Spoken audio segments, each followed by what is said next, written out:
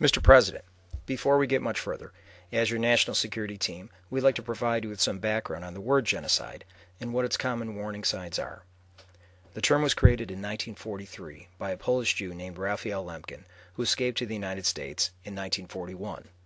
He took the first part of the term from the Greek word genos, which means tribe, group, or race, and its latter part from the Latin side, which is another word for killing.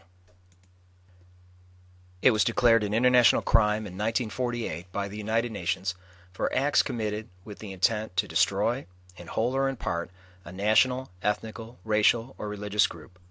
Mr. President, with that as an introduction, it is important to know that genocide does not occur spontaneously. While warning signs can vary from case to case, there are common indicators that suggest a growing potential for genocide.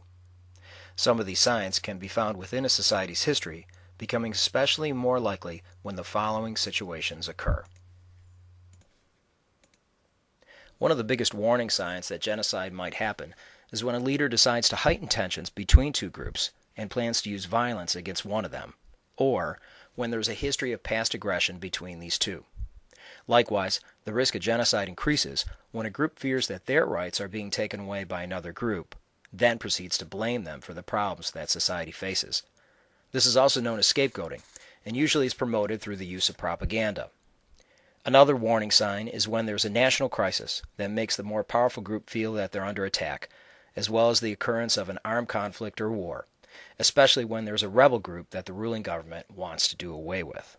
And lastly, while genocide can occur in a society that is educated and wealthy, it can also happen in less educated and poorer countries too.